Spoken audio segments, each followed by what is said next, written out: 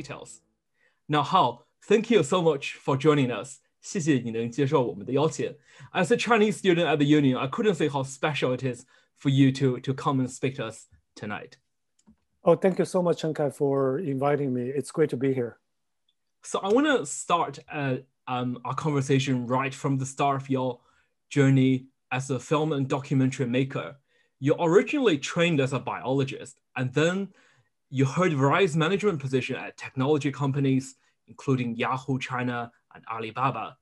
From 2008 and 2011, you're China country manager for TripAdvisor, one of the travel websites.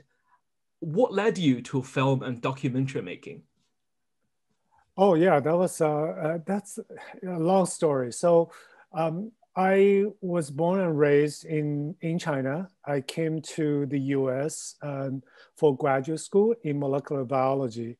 But I think even when I was young, I had a lot of interest in humanities, in liberal arts, and in storytelling. So in high school and college, I wrote and directed plays, and I'm always interested in storytelling. But you know, growing up in China, if you are good academic, if you can do well academically, naturally your family and everybody around you push you or nudge you to pursue STEM fields.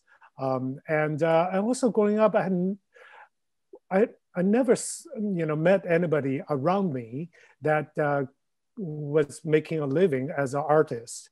So it never occurred to me that I could do pursue artistic pursuit as a career. But then I think I just never gave up that interest. So even after I got my master's in molecular biology, I didn't pursue the PhD program. And then I got my MBA. After MBA, I started working in Silicon Valley. I enjoy working for technology companies because it was a lot more creative than traditional corporate jobs. But in the meantime, I'm still doing writing. And 2004, I took a year off and went back to China. I just want to explore my interest in filmmaking. And I work on film set, like Hollywood blockbusters as assistant, like Mission Impossible, one of the Mission Impossible films, when it was shot in Shanghai. So I was there. But then later on, one of my friends just said, if you like filmmaking, why not just pick up the camera and start filming already? So that's how I started making documentary as a hobby while I continue to make a living in the technological field. So in 2012, 2011, end of 2011, I was about to do a startup with another friend in Beijing. And then I remember I had shot the footage for The Road to Fame.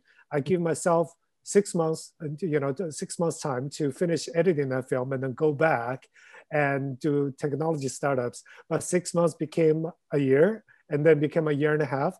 By the time I finished editing that film, I'm like, I really, really, really enjoy the creative process. And I thought, that was 2013, I thought I could probably make a living as a full-time filmmaker. That's why I decided not to go back to the technological field and stayed in filmmaking. So here we are, 8 years later, I'm still struggling. I think nowadays with people having smartphones with the quality of camera being improved all the time, it's a lot easier to just pick up the camera and start to record videos. But how difficult do you find it from a hobby as recording videos to being a professional filmmaker? And what's your main motivation that keeps you going all those years? That's a difference between how to write versus you know how to write short stories or novella or novels, right? Writing, I think our instinct to capture story, to capture a dialogue, most people have that. But in terms of how to capture the image, the sound in a way that's almost, first of all, capture a shot, meaningful shot is almost like how to write a beautiful sentence. You can say the same thing, but the way you structure a sentence can come in different ways. And in addition to that, once you have a sentence, how to put everything together into a beautiful short story, there's structure to consider, structure consideration as well as character consideration. It takes a lot of practice. That's something I guess I wasn't fully aware when I decided to make documentary as a hobby. But the more I started doing it, the more I realized how challenging it's both as, and how much fun it is to always continue to learn. Mm. Most of your documentary focused on China, on different social issues and different events. Broadly speaking, throughout your career, how do you think people's perception and their views towards China has changed? And how much of those change do you think is through films and documentaries? Oh, that's a big question. I think you probably need to talk to some of your sociological or cultural critic experts at Oxford. It's hard. I think people's opinion of China and the Chinese people, a lot of it has to do with the geopolitics. In the past 100 years, the West's view of China constantly shifted, and depends on how the West wants to approach China, what kind of benefit it could see in working with China. During World War II is different. During the communist China in the early decades, it was a very Cold War. But later on during reform and opening, obviously it came on, it warmed up substantially. But recently during the last few years, right, there seemed to be a new Cold War brewing between China and the West. I don't know how much as artists we can do in terms of to influence this bilateral relationship. I think is too big of a task for artists. But I think what we can do is continue to tell stories that are authentic to us as our individual artists. And hopefully in that process, we can bring more nuanced understanding about China's complexity to this discussion. Now I want to move to the main topic of discussion tonight, which is your recent film, 76 Days. Most of the audience here have either heard of the film or watched the film. I've watched it over the weekend with my friend. It was a really powerful film, especially as a Chinese. I felt there was a lot of emotions while watching the film. You've made many other documentaries about China. How is this one different? I feel like every single time when I make a film, that film is my baby. I'm fully in love with my baby, but once the baby is out of the door, I forget about that baby and move on to a new baby. This film is different from my past film. Oh, that's a new question. In two areas. One is, this is the one I cried the most while editing, because we were collaborating. I was in New York, and my two co-directors were filming on the ground inside of 4 different hospitals in Wuhan. So every night they will upload their footage onto a cloud service in China, and they share their logins with me, so I could download the footage in New York, and I review the rushes and have discussion with them. And when I view the rushes, and when I started putting the film together, first by isolating like individual scenes that appeal to me emotionally, it's very emotionally agonizing process, because the footage themselves, as a Chinese American, even though I live in the US now, but still a lot of my family members are still in China. I travel back to China like 3 or 4 times a year. So especially with the COVID-19, with what happened with the Wuhan lockdown, during the time when Wuhan was put on a lockdown, that was pretty unique, right? No other country was suffering from COVID-19 yet. So it was really like painful to observe from afar. And then by the time I got the footage, it really like took me to the front line to witness people dying and in front of the camera. So, and then I, when I was making the film, I was constantly thinking about my own family. Both my parents have late stage cancer. I wasn't sure last year when I'll be able to see them again. And my grandpa passed away in March, and I couldn't go back to say goodbye to him because of COVID travel restrictions. So I had a lot of personal emotions, as well as my general feeling about how the country of China has suffered. So when I was watching the footage, I was, half the time during the first 2 months of editing, it almost like I was crying half the time. So every day in the morning, I started crying when I started working on the new scene. So in that way, it's different. And secondly, it's a big departure from my past films. My past film, like People's Republic Desire, it was almost like a Black Mirror, like sci-fi story, really fast cutting with electronic music, fast speed. All in My Family is a dramatic comedy. It's very personal. I'm behind, I'm narrating the story as well as appearing in front of the camera. But this one is almost going back to the traditional form of documentary filmmaking, which is extremely observational. There's no narration, no music. It just like take you there and let you sit in that environment. It's truly very special how the way this film came together, having footages sent to you via the internet, and it's all made possible because that kind of the internet age that we are in. What prompted you to make this film in the first place? This is COVID-19 normally would not have been a topic I approach, because I really don't like to chase after newsy topics, because as personally, I just feel like for me to make a film, I would like to bring something, some additional understanding to a topic. And if it's newsy, it's being well covered by news media.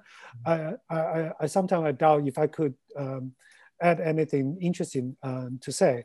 But with COVID-19, it's different. On January 23rd, a year ago, I flew back to Shanghai to spend Chinese New Year with my family. And we made the trip plan a couple months in advance because I wanted to take my partner as well as our 2 kids to spend time with my parents. But 24 hours before the flight, we heard about this lockdown. It came as a completely shock, and it's really confusing. Was like, especially like, even though we had read about this mysterious pneumonia cases coming out of Wuhan, but when they first announced there's an outbreak and the government's shutting it down, I was like, it's impossible. That definitely means they have things under control, right? I mean, they could not have let it go out of control after its, botched response to the SARS pandemic outbreak in China, like 15 years ago, 2003. But anyway, so there's a lot of confusion. In the end, I flew back by myself. I spent 10 days with my family and locked inside an apartment in Shanghai, and nobody was visiting each other. The streets were completely empty, very few cars. It was my first time being in that kind of environment to see a normally bustling city of Shanghai just shut down completely. Even though Shanghai is far from Wuhan, but as soon as Wuhan was put under lockdown, I think the rest of China voluntarily just shut down. So that had a strong impact on me. And also I've been thinking about reading about this situation, what's happening in Wuhan during the Chinese New Year on social media. It was also like, once again, both confusion as well as anger. Like, how could the government have messed up how could they suppress the early whistleblowers, right? So when I came back to the US in early February, when a US network approached me asking me if I wanted to make a film about this, I jumped down because I wanted to find out what was happening. Even though the US network later dropped out, I continued on independently. Wow, I'm sure many people, especially international students, would share your view. Last year is a year of confusion, very fast-paced move. 1 minute you can fly back home, 1 minute the flight got cancelled. And at the start of your film, as you described, cities being in lockdown, it's almost like a dystopian kind of sense to the film. It's almost like you're watching a horror film. Is this something you intended it to be, or that's what the reality is when the city is in lockdown? Absolutely. I think for anybody who understands the Wuhan lockdown, so the timeline ran something like this. On January 20th, the government finally made an official announcement that coronavirus was having person-to-person transmission. So that really freaked people out, right? That's the first time the government acknowledged it's becoming, there's an outbreak truly happening. And then 3 days later, I think it's like 2 days later, they announced the lockdown. And, and the very beginning of Wuhan lockdown, it was absolute chaos. The transportation was shut down, and people couldn't even go outside. And the very, very beginning, there were only 4 hospitals that were open to take what they call fever patients, basically anybody who suspected having COVID. So people were like rushing to this hospital because they wanted to get away from their family. They wanted to be isolated and not infect their friends and relatives. So, and then the municipal and provincial government, they completely fumbled in its response. It's just a panic and chaos in Wuhan. So that's what truly was happening. So when we were putting the film together for a while, it's a long creative process. For a while, we were talking, are we making this film about Wuhan, or are we wanting to make the film making a global perspective? Because it was, as we were filming, it sort of like the virus traveled to more and more countries. So, and then I started filming myself in late March in New York, once it hit New York. So for a long time, we play with these ideas. What's the scope of our film we want to make? But then later on, we realized, wait, every country almost had exactly the same story: early confusion, panic, fear, lockdown, and hospitals overwhelmed, people running out of PPEs. So it's the same story that's happening. So in the end, it's like, no, let's just focus on the Wuhan story because we had the best footage coming out of the city. But even for Wuhan, how long do we want to track the story? Do we want to track it until the city fully recovers, even after lockdown, and like they recover from the psychological trauma? But then I think in early April, I was in New York. I saw a video clip coming out of China of the day that April 4th, the tomb sweeping day, the national holiday, when entire China stopped for 3 minutes. And I saw footage of the entire city of Wuhan. Everybody stopped on their track and started mourning the dead. I remember I was bawling in front of the computer. I remember at that point, I knew I had an ending. That should be the ending of 76 Days, the film. And then my film naturally will start from the very beginning. So at the beginning, it's dystopian, like you described, it's very dystopian. It's chaos and panic. And so that's how we put, usually you don't put your most dramatic scenes at the beginning of a film, unless you are really making a zombie film, right? But in this time, that's what's truly happening. So that's why we put them there. I think your decision to make this documentary exclusively focused on Wuhan, China, is what made it so powerful, because people would think, oh, the footage will never come out from China. And then especially the people in the West feel like they're not able to see through what's going on in China. I think that's why it's really good we're able to say what is actually going on there at the start. But has anyone in China or the people who you were filming in Wuhan actually got the chance to see your film 76 Days? Yeah, I mean, even though this film is not political, there's a lot of reasons why we intentionally made this film apolitical. But we were still kind of concerned about the government's reaction, and especially like the nationalistic internet trolls reaction in China. So ever since we premiered at Toronto International Film Festival, we've been careful to decline all interview requests from Chinese language media, because one of the co-directors opted to remain anonymous because he's a photojournalist always working for state-owned newspapers in Wuhan. Mm-hmm. That's how he got access inside. But then he was really concerned, and what if the government's unhappy with how we portray the early tragedies, and also maybe the death and people's anger, and maybe he will get into trouble.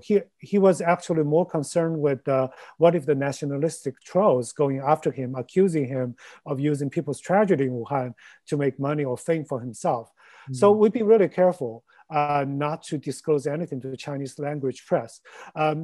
But then 2 weeks ago, the film went viral in China because influencer on Sina Weibo, China's equivalent of Twitter. This influencer has 19 million followers. And so he saw some news about 76 Days being a contender in this year's Oscar. And he just put the trailer of 76 Days on Sina Weibo and talk about it. And within 2 days, that post attracted like 50,000 forwards and 190,000 likes. Oh, this being China, right? There's 1.4 billion people. So the numbers look astronomical. And then pirated copy just started popping up all over Chinese internet. And we couldn't just remove them fast enough. So right now, for anybody who want to watch this film, it's fairly easy to find pirated copy. I shouldn't say this because my distributor would be really unhappy. So I think most people watch this, they feel like it's, they found it extremely moving. It reminded them of a year ago, but also there are a group of, just like my co-director Anonymous had feared, nationalistic trolls, right? What we call the little pigs. 小红粉, they started attacking me because I'm the most visible person attached to the film. They dug through my social media, find out I had politically, quote unquote, politically incorrect speeches in the past on Sina Weibo. They attacked me as someone who wants to appeal to the West, appease their prejudice, and being insidiously critical of China, even though this film is not critical in any way. So anyway, so it's been a very interesting experience. Well, congratulations for being one of the contender for Oscar this No, it doesn't mean anything. It's about media. So it means like we are qualified for the Oscars, but then, some media, they like to talk it up. Yeah, I guess it must be one of like the Parasite moment that was get people. Oh no! Parasite is a classic. I can never imagine to measure up to that. But this is always good for your work because of the theme, because of the way how you conducted your work, get that level of recognition. So at the actual content of the film, for anyone who's seen the film would know, it's not about the government, it's not about the state's action, it's about people on the ground. And what shocked me the most was most of the scenes were in the hospital. How did you get access into the hospital? Was that difficult? It's difficult, but also the thing about China is that when people think about China in terms of access, I've had several filmmaking teams asking me in the past. They were going to China to shoot. They were so concerned of being arrested. I'm like, as long as you don't have a big crew and you're not filming something that politically taboo in China, you should be fine. I mean, obviously, if you're a white person filming in a small village, you're going to attract a lot of attentions. With this film, it's the same thing. People always amazed that we got access in hospital. By no means I want to minimize the challenge of getting access in China. But the things that I try to get access in New York myself. In New York City, it was a different sets of consideration, like patient privacy and also potential liability for the hospital. The hospital don't want to take on the liability of potentially allowing a filmmaking team to go in and get infected. So I wasn't able to get access at all in New York City. In China, it's different. I mean, the government officially restrict the access to the hospital to patients, medical workers, reporters, and as well as state-sanctioned filming crews. So, but then all the decisions, even though there's a guideline, sort of like a policy, but the decisions are all made at the ground level, right? And then it's really up to the hospital, individual hospital chief, whether he or she will grant access to a particular reporter. As a reporter, there's no automatically you can get access to that. So both of my co-directors, Wei-Shi Chen, reporters. Wei-Shi Chen is a video reporter for Esquire China. He's an aspiring documentary filmmaker. He wasn't sent by Esquire to cover this story, but then as an aspiring filmmaker himself, he wanted to be there to document history. So even though he can show his reporter badge, he talked to 4 different hospitals, got turned down. And in the end, he found, through his own personal connection, he found a way to embed himself with a medical team that was sent from elsewhere in China to support Wuhan hospitals. Since he arrived with the medical team, in Wuhan. The Wuhan hospital viewed him as part of the Wuhan hospital viewed him as a quote unquote propaganda arm for this medical team. He thought they were just like, he's part of the medical team just documenting their quote unquote heroic feats, right, in Wuhan. And then they granted him access. With my other co-director Anonymous, I mentioned he's a photojournalist. He's been covering city for over 10 years. He knew a lot of the hospital already, but even for him, he couldn't get access to two of the most sensitive hospitals, the ones who had the most patients affected, and also some of the medical workers infected as well. That's such a smart way to capture those precious memories and footages in the hospital. I guess what makes this so fascinating is exactly we are in the hospital at a time when coronavirus is very dangerous and people are uncertain what that virus does. We know very little about COVID-19 itself. How did you make sure all the directors on the ground are concerned about their own safety? How did you guys make sure you're safe accessing the hospital? Yeah, I think, all of the, I want to give a huge big kudos to my co-director, because by the time I got in touch with them, I talked to over a dozen filmmakers who had started filming, right? Both inside and outside of hospitals before I decided to work with them. So by the time we started talking, they were already filming. In that way, I don't feel guilty every day of worrying about their health. They made their decision already, but still, they knew best on the ground, much more than I do, because I was in shelter in place, what we call in New York City. I have no idea what the front line was like. So I only want to make sure, I just keep on reminding them, be safe, be safe. And then for them, at the beginning, definitely it was nerve-wracking for them because they had to put on multiple layers of PPE, eye goggle, hair covering, hazmat suits, and multiple layers of masks, just like everybody else. So, but I think what's more stressful for them is not that process is really challenging, right? Because once you put that multiple layers of PPE on, once you tape all the openings, because at that time people are so afraid of any air carrying the virus touch the skin, so they tape all the openings. So once you put that multiple layer on, you could hardly breathe once inside the hazmat suit. So they feel physically, it's easy to feel physically sick. You want to throw up, just like the medical workers in the film. But I think more stressful for them was the mental anguish of watching patients deteriorating or even dying in front of the camera. And then both of them talked to me about,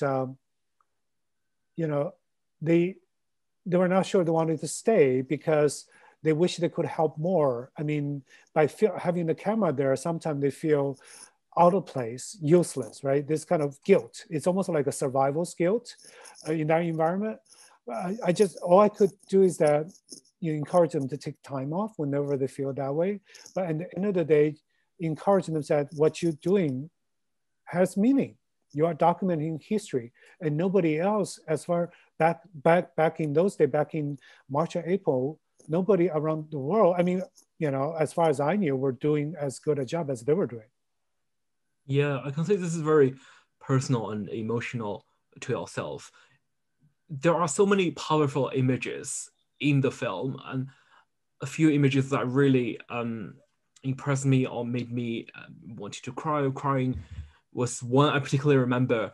There are so many patients queuing to get access to the hospital, but the doctors and the nurses have to shut the door to make sure they have to queue up. And that's almost the difference. People believe if I can make into this, there's a chance for me to survive. If I'm not able to do it, then you're going to die outside. And then there's that clip of a patient that passed away, that the belonging, like the mobile phone and the ID, doctors and nurses need to get in touch with their family. What is your most memorable moment in the film? Yeah, the most memorable, there's so many, but I think the most memorable for me is when the male nurse Tian Jingyuan, when he reached out and hold the old grandma's hand, the old grandma would not let go of that grasp. And she was still conscious, right, at that time. Later, we found out she lost consciousness. And then Tian Jingyuan simply said, you don't want to let me go? I know you don't have family here. Where are your family here? So that was extremely moving to me because that gesture is so subtle, but then that for me is really speaks to like our capacity to be kind to each other in times of crisis. And also, just I keep on thinking about my grandpa, dying on his hospital bed. I wasn't able to hold his hand, do that. So that shot had a lot of, always invokes a lot of complex feelings, emotions in me. Mm. How much footage did you actually have to go through? And I assume not everything made it into the final cut, the final film. Yeah, I think altogether it's so hard right now because we don't run tapes anymore with digital storage. It's really, and also sometimes mixed formats. It's so, you can have 4 terabytes of footage, but you don't know how many hours are in there. I would estimate roughly like 320, 350 hours. But we really didn't spend a lot of time with everything. There are certain characters, as soon as we finish filming, we realized, oh, that character is not that compelling. So we're not going to spend too much time just really reviewing and trying to figure out how to use them. Mm-hmm. So your film actually ends on a high note where you decide 76 day when Wuhan came out of lockdown, that's the ending point of your story. And like in the summer, we've seen there's a pool party being hosted in Wuhan and the city returned to normal.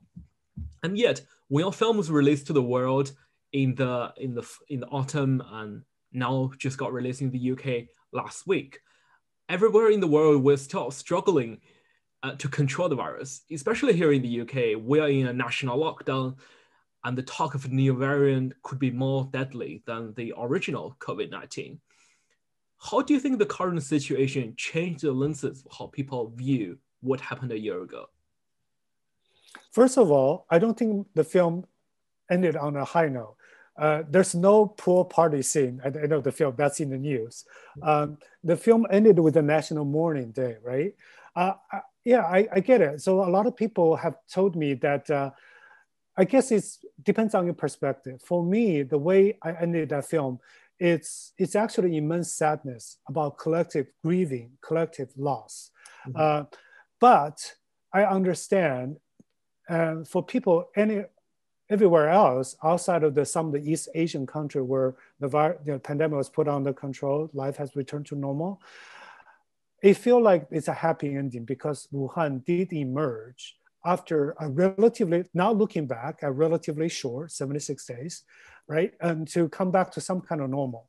I get that. But for me, it's always meant, my personal, intention was to mean that, it's collective, it's a tremendous, immense loss, and people are grieving together. It's about sadness rather than about anything, any happy note. But now, I guess I don't know enough about what's happening in the UK, but I think for the US, because I live here, I understand the political divide. I just feel like coming out, even now, that's a year later after the lockdown started happening, I feel like it still has meaning because in the US right now, we have been so desensitized by the rising numbers almost, right? And the discussion around COVID has become too much about the numbers, statistics, and too much about the political divide. First of all, in the US, I don't even know, there's a big portion of the population still view COVID as a Democrat, as a liberal hoax. They don't believe it's real.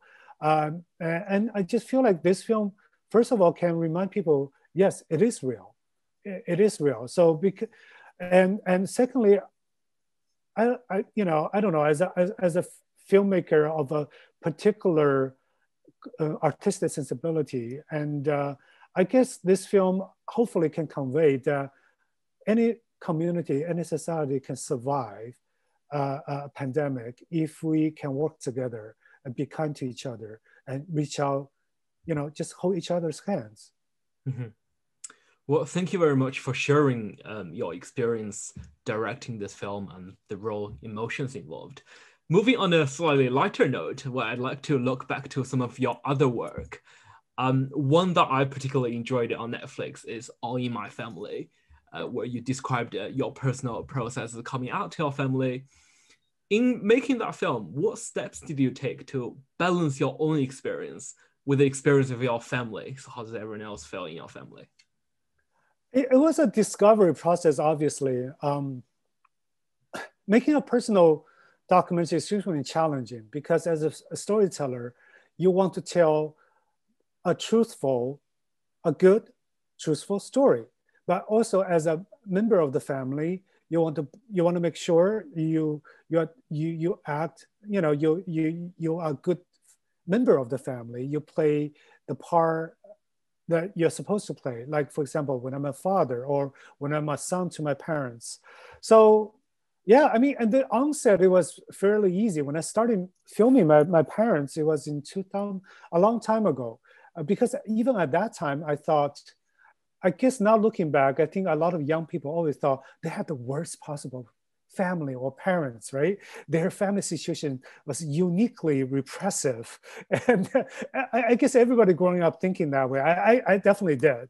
So, but then as I was documenting my process of having kids with a gay partner through surrogacy, how my own traditional Chinese family, especially my mother, initially fiercely objected to that and gradually turning around.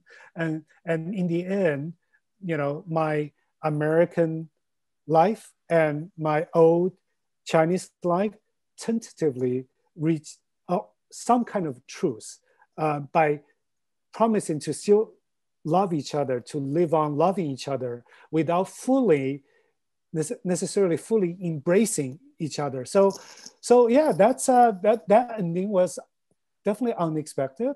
And also in that process, I became a father myself. And, as a father, I started to understand the kind of love, concern, worry, and parents sometimes would have towards their kids, which the kids could perceive as suffocating. And I'm starting to understand why they would feel that way towards me, even though I still feel proud of who I am, but at least I understand some of the things they say may not be out of spite or viciousness, but out of a genuine concern. So yeah, it's almost like in that process I almost reach a compromise with my Chinese upbringing. Is that I'm American, I'm all for living my own life, but at the same time, I can also try to understand the other side who objected to my lifestyle. We can still, promise to love each other and to stay as a family together. When you started to talk about this, you said it's like a comedy. It's very lighthearted. I think one of the element is how your sister helped you in the process. It's almost like you two are trying to decide on what strategy you're going to take when you speak to other family members. Do you think without your sister, the whole process would be a lot more difficult? Absolutely. I mean, when I came out to my parents when I was when I was in the U.S. and I visited them, I came out to them, then I left, and my sister was the one, basically have to deal with my parents' anguish and crying for months on end, right? So yeah, so I feel so lucky to have a sibling that who can be there to when I'm in doubt to, to at least keep me company, right? To be a sounding board.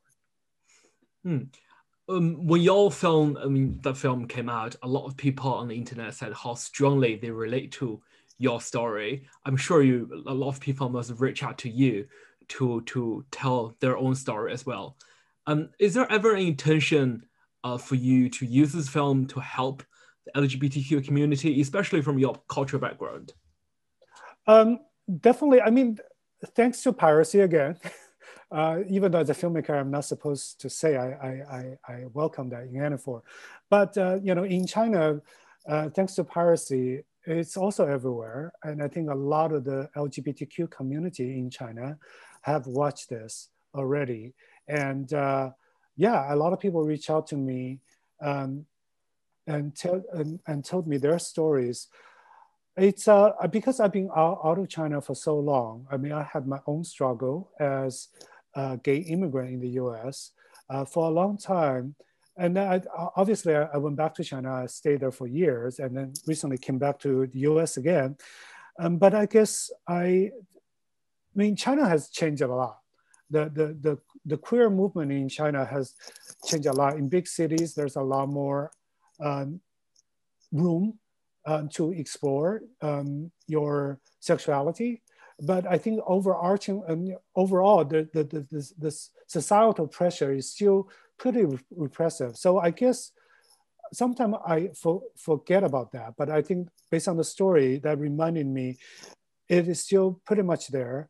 And also it's extremely heartwarming to hear people say, your film gave me hope that I can have a happy family someday myself. That's extremely heartwarming to me. So, but in terms of being open, I mean, there's certain LGBTQ organization in China that wanted me to be more upfront to talk to media.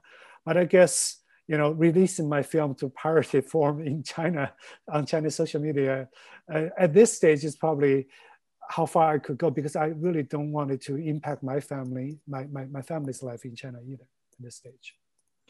Thank you for being very honest with us.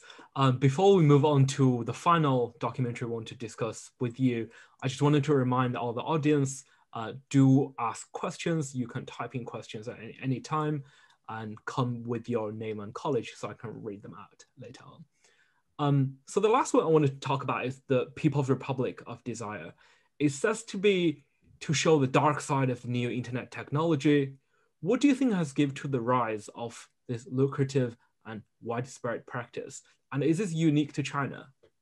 No, this is definitely not unique to China. I mean, some friends of mine, they keep on encouraging me to say, why don't you make a film about TikTok? I was like, anything I could explore, I already, you know, I can imagine I could explore with the TikTok phenomenon. I already, you know, explored it in People's Republic of Desire, because with internet celebrity, right? I mean, in our age of social media, so what are our desires, right?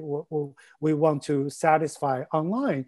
You know, it's about people want to feel connected, people feel lonely. And then because this need's there, and, you know, internet celebrities, they want to sort of like monetize this relationship. They want to make money. And then there, you know, there are more complicated forms and try to make more money of this relationship between fans and celebrities. And ultimately, it's also about the platforms, right? The platform, they design all these little tricks trying to, when I was working in the internet space, we always talk about the product or the app being sticky. Basically want to keep you as long as possible within that environment. It's essentially trying to make sure whatever you want, we understand the user needs and satisfy them. So you stay on the page or stay, so we can make more money. So that's what's happening with Instagram, with Twitter, with Facebook, with the algorithm. You know, it's well, how money, capitalism is what powers technology. That's very interesting. Do you think the complicated culture of this live streaming and mass media is part of the struggle for people to express their personal identity, which you described in your previous film, All in My Family? So how does this clash with people's individuality? Yeah, that's probably a little. It's a complex issue, right? I think social media. By no means I want to trash social media. I feel like, just like in People's Republic Desire, a lot of the lonely young urban migrants, they have no friends and no family. So social media is the only way they can get a sense of you know, connection, even if it's only virtual, right? In terms of, I'm not sure. Tell me if I'm not answering your question right, but I'm not sure. This kind of, I feel like social media give you means to express your identity, to be able to reach out and find, like, for example, like one of the reason queer there's more room for LGBTQ people to at least find each other, to have some kind of, however you define community there. It's because of the internet. Like for right now, even in small towns, very small towns in Chinese city, there's no gay bars and there's no gay hangout places, but online they can find, people in the next town over who's gay. So in that way, it's been doing great. But at the same time, I guess on the social media, it's like when everybody want to be noticed, when everybody want to feel like loved, there's a people tend to say the extreme things or tend to follow the herd, and then I don't know. So there's right now it allows diversity, but at the same time, internet kills diversity because like pulling people into extremes. But as you portrayed in the film, what are the danger of living that way? There are many live streamers spend all their time online. They are there for live streamers, right? For the celebrities, yeah, they're doing that because they want to make money. Pure as very simple.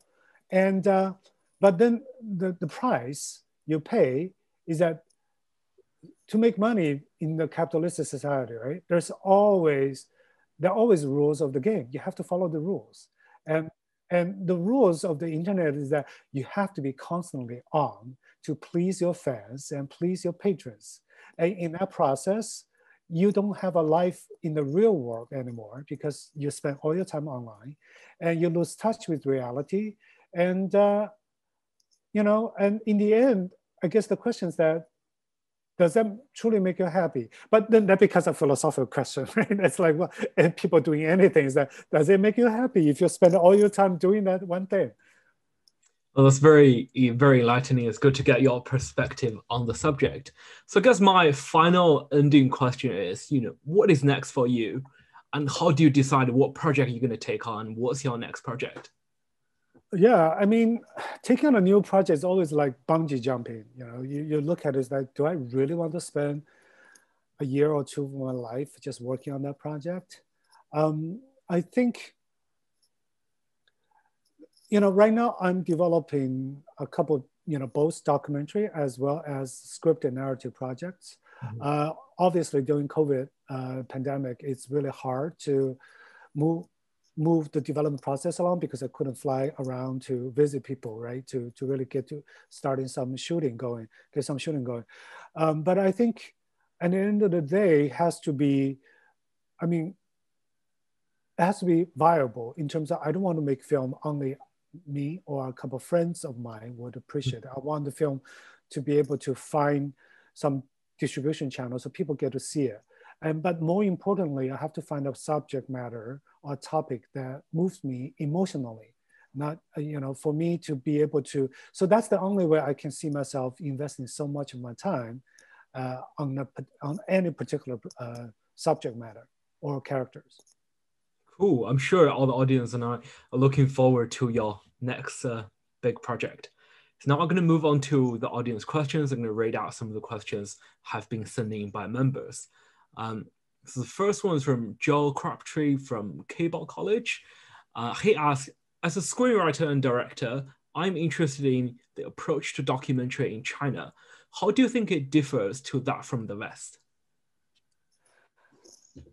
I think that's it's a little bit too simplistic, that question, because China, especially I think in the past decade or so, maybe before that. I mean, I'm not a historian, right? So I can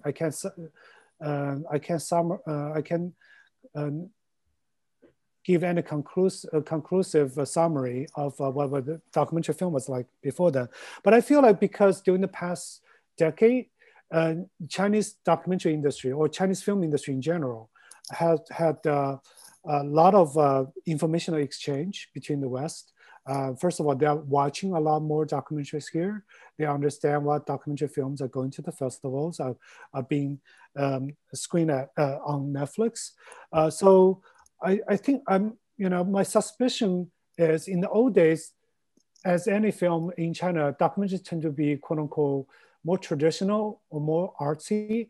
A lot of observational, very long films, documenting fly on the wall kind of style. But now they are getting more and more into narrative because at least the documentary films in the US really focus on character, really focus on narrative structure, want to engage with the viewers rather than not caring about how the viewers would think. So I think a lot of filmmakers in China are becoming like that as well. So, and another thing that's a really encouraging sign is that just like the streaming platforms in the West have really like revolutionized unscripted programming in terms of how to tell documentary stories. And in China, the same thing is happening. A lot of screening platforms, they are hungry for content. They are encouraging, they are commissioning more and more work from documentary filmmakers. So we're seeing more and more commercial, quote unquote, high quality, high production value documentary films in China as well. I'm sure those are some useful takeaways for Joe. And the next question is almost from the opposite angle, from Tina Song at New College. She's asking, as an aspiring Chinese-American writer myself, your work is immensely inspirational. When it comes to stories about Chinese culture, do you have any advice on how to capture the attention of the Western world? There's no shortcuts. The longer I'm in here, because I just remember when I first started making the films, I'm constantly trying to analyze why this film or that novel grabbed attention. Obviously, there are certain subjects that the critics or something really cares about. There's certain narrative angles that might be appealing to both readers and to critics, right? But I honestly think for an artist to have a long career, it's really about your craftsmanship. It's about how well you can tell a story and how beautiful your writing, your film, is. And how what's gonna give you, that's what's gonna sustain your career. So I would say, obviously, there are certain things that's true for all stories. Like you don't want to tell the same story that's been told a million times before, right? We're always looking for new stories to tell. That's something we all need to be aware of. If anything, if you tell a non-traditional cross-culture, what you call ethnic, quote unquote ethnic, or stories that's not been told before, people will welcome that. But more importantly, I think it's really about the crafts. Thank you. I've got another question from Adam Phillips. He asks, do you have a process that allows you to ensure you're staying true to the story and the characters rather than letting your personal biases bleed into the film? I don't know how anyone has any objective measure to make sure they are being authentic or truthful. I think, the way, within the documentary field, there are different school of thoughts, obviously, right? And we have different approaches to not unscripted storytelling. And for me, the reason, even for, I feel like documentary filmmaking is not news reporting. We're not reporting news. News reporting follow its own established rules about how you can make sure that it's factual and truthful. But with documentary films, I feel like there's no established rules, first of all. Secondly, I feel like documentary films still needed directors because the director is the person who grants an emotional tone, who guide the storytelling to a certain direction, and the director a lot of times either explicitly or implicitly say something through the film. So like for me, I can only say, first of all, obviously there are basic rules you cannot violate. Like I cannot make up things that the character really doesn't mean. That's like the basic rule. But sometimes it does happen. We've seen people taking, like it's the same thing happening in news. Sometimes reporter would take some lines taken out of context right? And put in a different paragraph, make it to mean the opposite. Well, but that's more personal, because I absolutely objected to that kind of manipulation in story. But overall, I feel like for me, it's more like emotional truth. Is it describing the situation, the human suffering or something truthfully? But then that begs the questions, who gets to define what's truthful, what's not truthful? So at the end of the day, it's really, I'm only answering to my own conscience, that whether I'm being honest with myself when I'm telling the story and with the people I filmed, right? In terms of whether I'm being truthful to the intention I told them when I first approached them for the filmmaking. Well, this is really insightful, and we are getting philosophical again. One final question from an anonymous member. The question is now, looking back at how you directed 76 Days, do you have any regrets? No, I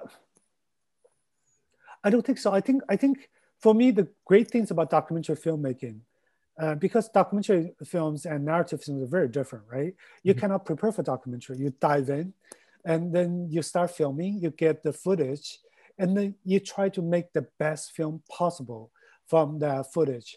Obviously, if I could go inside, the hardest hit hospital, I was able to film Dr. Li Wenliang before he passed away, that would be wonderful. Or if I could have unimpeded access going to all over the city, but that's not what happened. Based on the footage we got, I'm happy with the end result we got, because I feel like we put a lot of our hearts in it, and the end product ended up traveling all around the world and moving people everywhere. I feel pretty happy about it. Well, that's great. Thank you. And that's all we got time for. Thank you, Hao, for joining us, to sharing his journey of film and documentary making. And we also wish you every success with your film. Now it's in the UK. I encourage everyone to spread the word to their friends and family to watch the film. Thank you. Thank you, Chen Kai.